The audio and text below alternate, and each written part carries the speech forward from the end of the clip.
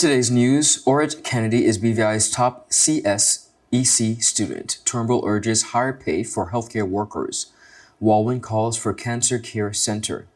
BVI census faces delays amidst public resistance. Dengue fever hotspot areas identified. Asia abroad students speak on program. BVI team brings home 12 medals in the archery. We have the details of this and so much more when 284 News returns. Start the year off with more. More speed, more downloading, more savings, and more fire. CCT Fire Fiber Internet gives you the speed you need to keep the whole family connected. Packages starting at $119 with speeds from 300 megabytes per second, super fast, unlimited downloads, even more reliable connectivity, plus free live streaming TV for the family to enjoy. Sign up for the absolute best fiber internet service in the BVI CCT Fire and pay no installation fee. Plus, get CCT Live TV for free. You deserve more. Get more with CCT. Life Unlimited.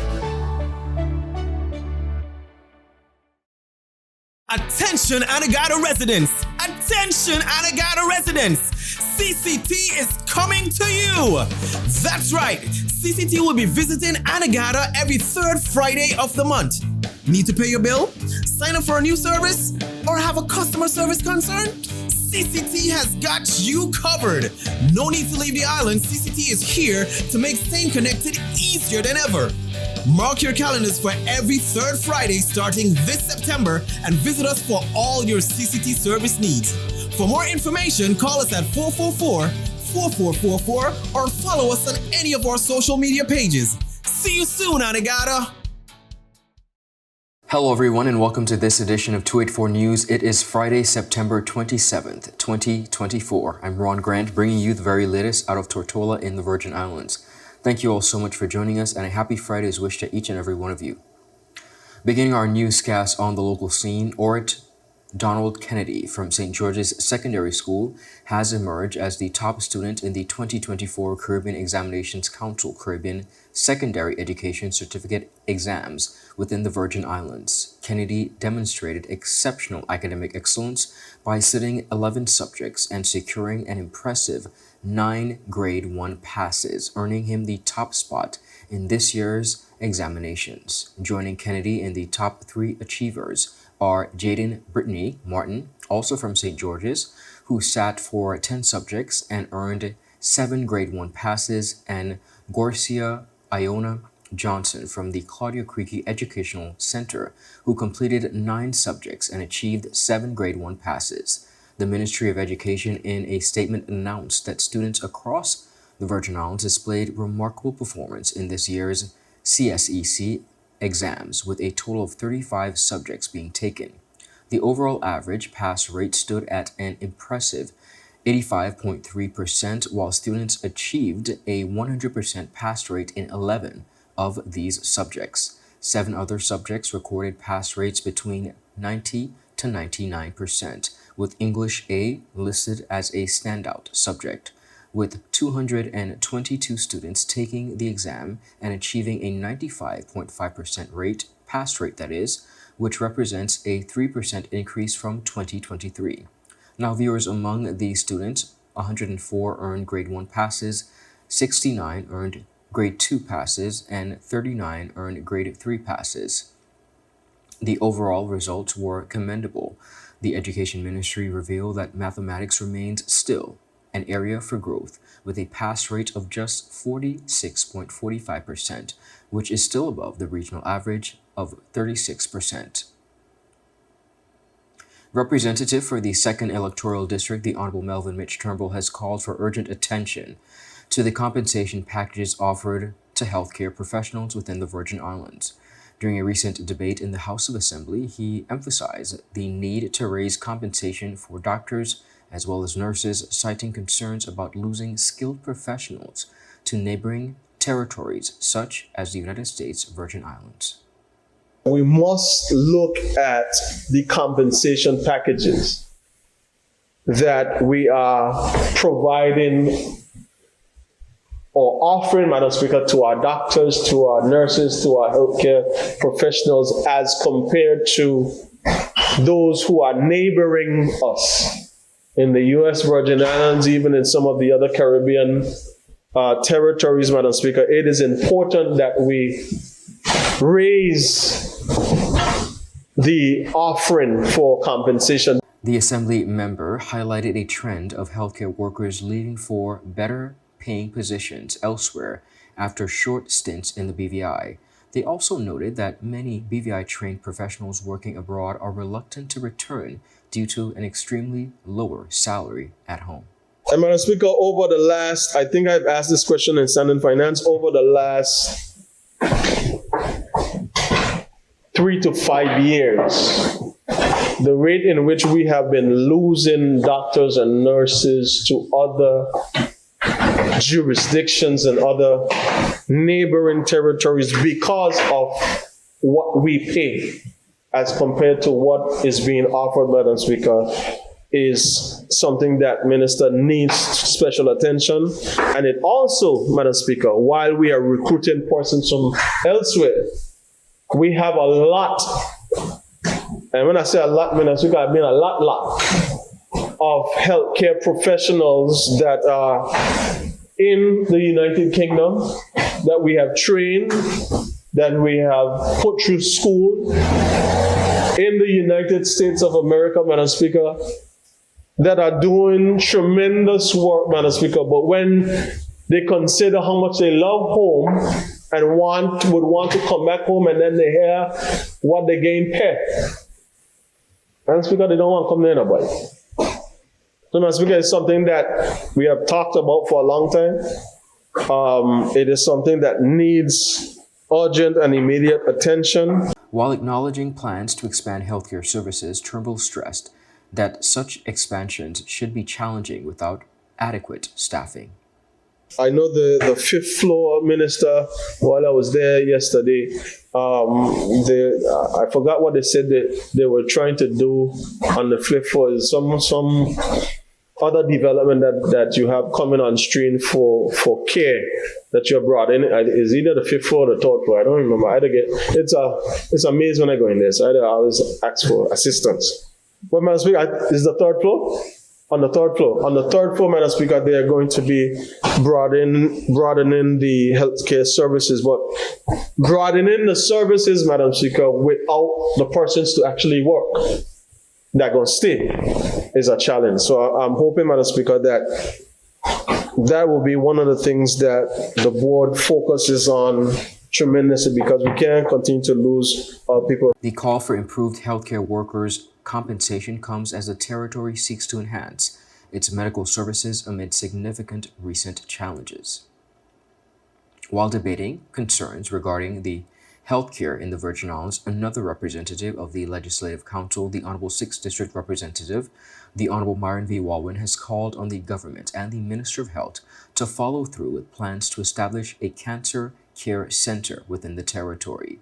He was at the time speaking at a recent sitting of the House of Assembly. One of the things I was excited about, Minister, that cancer care center. You have to get that cancer care center here. We have a lot of people here with cancer.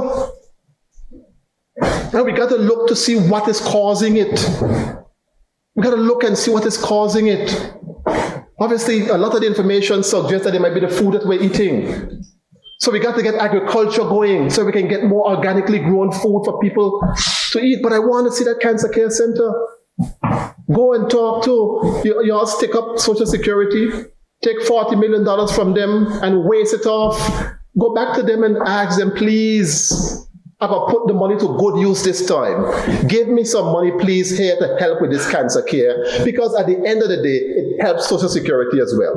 But I want to really see, Madam Speaker, that we get this cancer care facility in this country, because too many of our people are dying from cancers. And it's young people too, you know, not just old people, young and old. WALWYN said the number of cancer patients of all ages in the BVI is imperative that the government seeks to establish this promised care center, and noting also that cancer care patients within the Virgin Islands are ranging from all ages, young and old. Viewers, up next, we have much more on the local scene. We'll be right back after a quick commercial break. Hello, and welcome to today's episode of Pop the Balloon or Find the Connection. Let's meet our first contender, ladies. Okay, Joey, so do you have any toxic traits?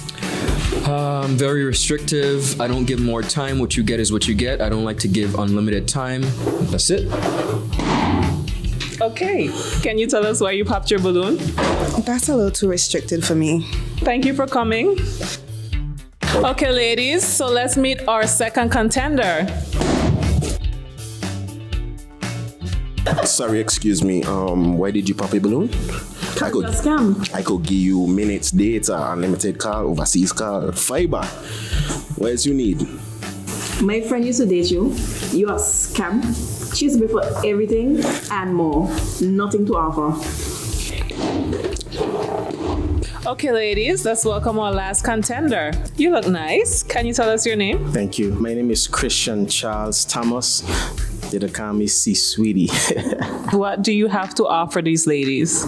Well, security, trust, unlimited time, and a pretty fast. Okay, so do you have any deal breakers? Nah, but here's my number. 444-4444. Y tú, vida ilimitada. Okay, guys, so no pop balloons.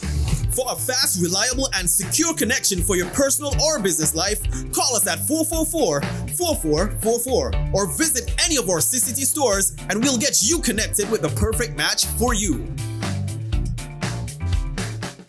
At Partners for Kids, your child's health and happiness are at the heart of everything we do.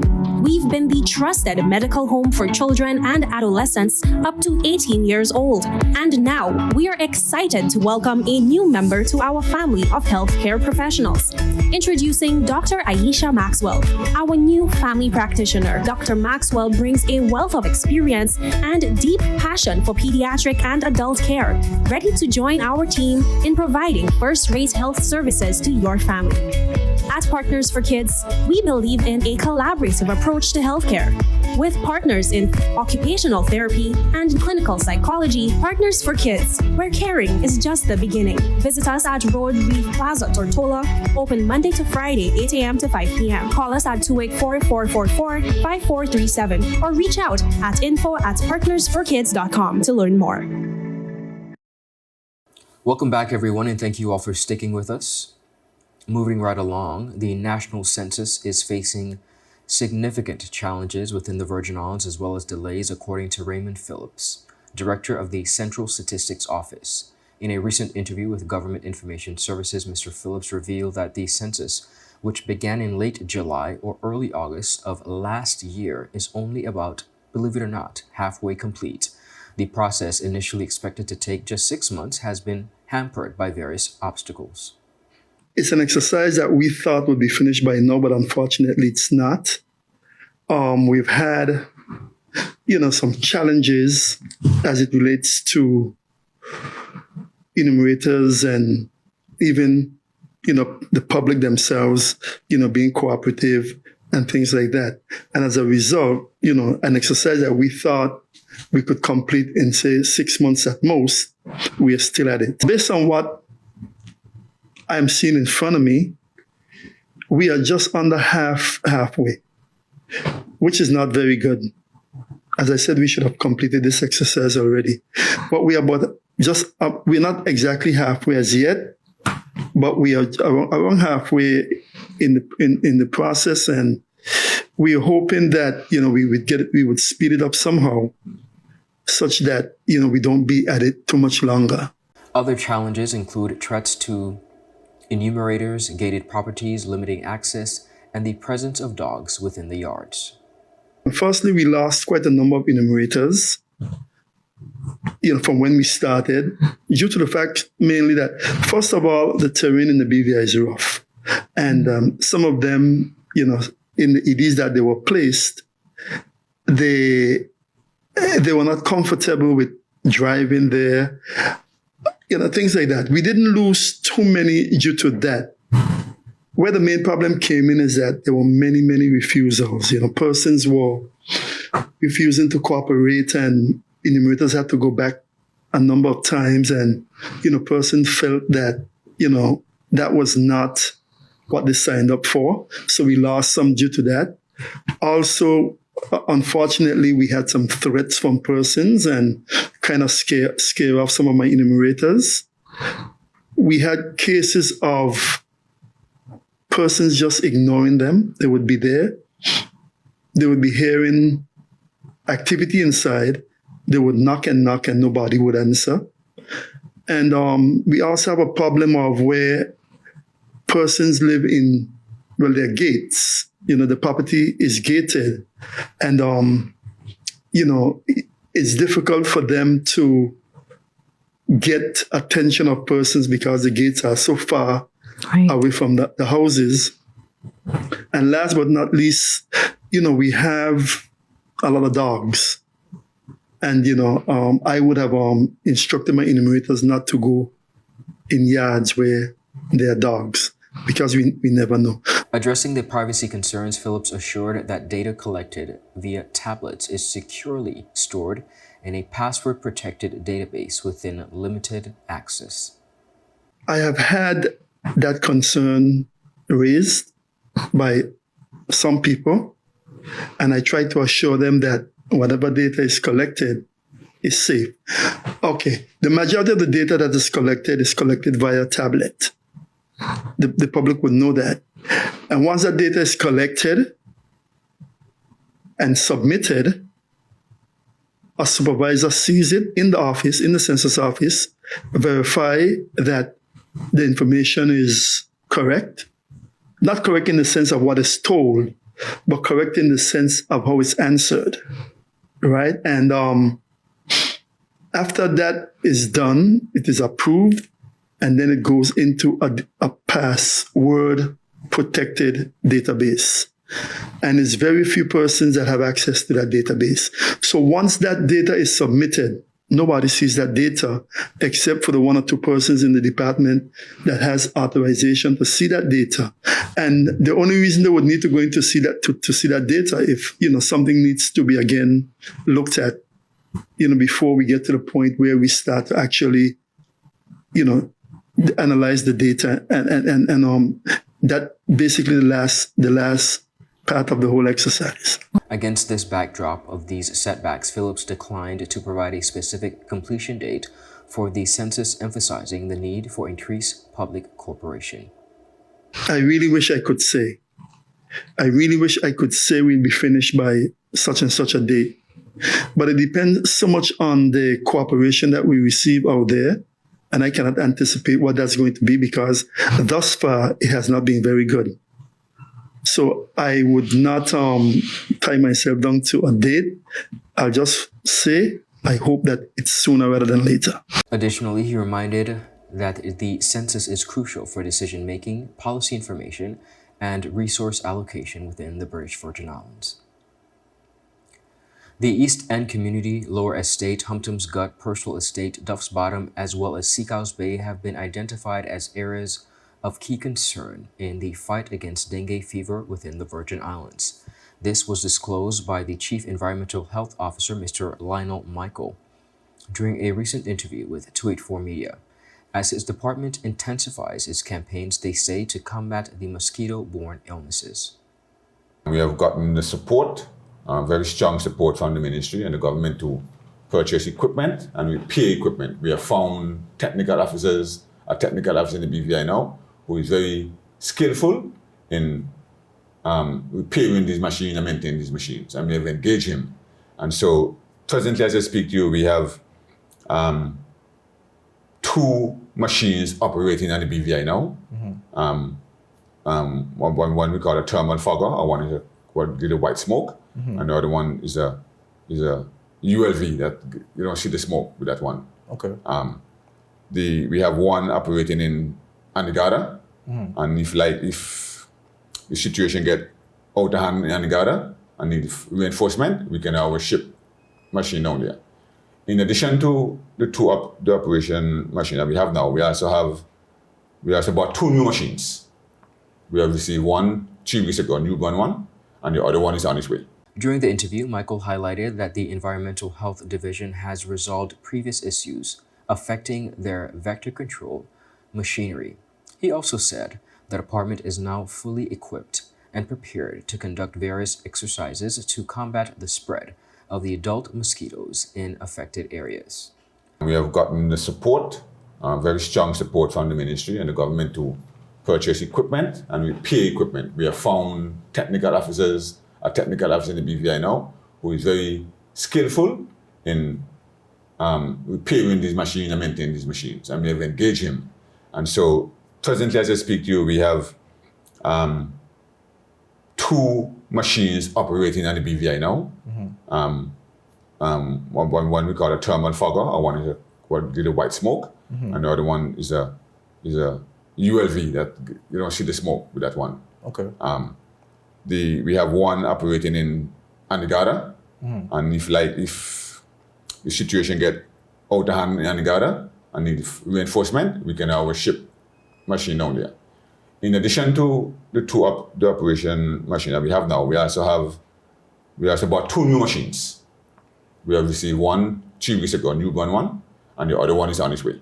To bolster the Environmental Health Division's efforts, National Epidemiologist Ms. Harmony Bruley Messiah revealed that the Public Health Unit are uniting forces with divisions to engage with what they call community through targeted initiatives. This collaborative effort aims to increase awareness and encourage preventative measures within the affected communities. The first of these initiatives will take place in the East End community on Saturday and Sunday, that is September 28th and 29th from 6:30 p.m. to 8:30 p.m. at the Francis Lettsome Primary School. We are scheduled to have 2 community meetings next week, Saturday and Sunday, with East End Long Look community. And we really want to educate them on dengue and other mosquito-borne diseases, nuances pertaining to the vector, what public health and environmental health will be doing going forward to help at least maintain the environmental hygiene. And then following that, we actually do want to have a massive community cleanup campaign in those particular communities. I'm talking about whatever's in your yard you don't want, and we're actually partnering with solid waste. So they're going to be coming up with their trucks and their tractors and whatever else to really help beautify the community and get all the waste materials out. These sessions, viewers will provide valuable information on dengue prevention and mosquito control, as well as officials are urging residents to participate actively. Health officials are calling on the public to take personal precautions and work with the authorities to help reduce the spread of dengue fever. The community is also being encouraged to eliminate stagnant water sources, which serves as breeding grounds for mosquitoes, and to maintain proper hygiene and cleanliness around their homes. Up next, viewers, we have much more on the local scene. We'll be right back after a quick commercial break.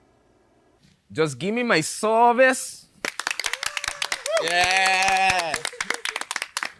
Just give me my service. Just give me my service. Make the switch to CCT and get connected today. Unlimited talk, text, and data. Visit any CCT store or call us at 444-4444. CCT, Life Unlimited. There are many ways to enjoy life, like so many ways to count on Popular.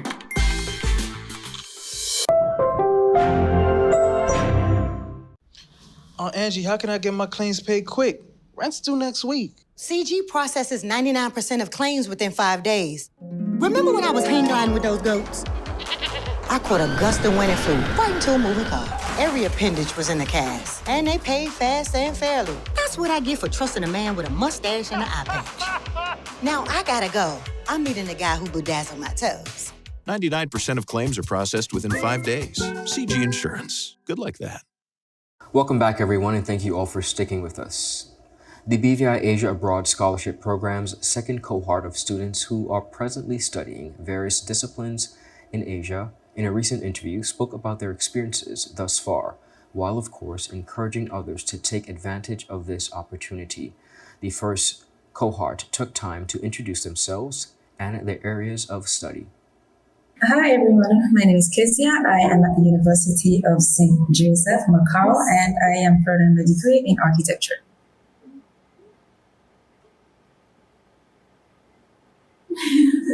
Hi everyone, my name is Deborah Smith. I am a first-year student at the University of Macau, and I'm currently pursuing my bachelor's in accounting. Hi everybody, my name is Nathan Lim. I'm currently the first year student at the University of Macau, and I am pursuing my bachelor's. The students also spoke about the application process, which many of them said was quite simple. The application process was easy actually. I saw the Facebook social media flyers that went out. I reached out to the number.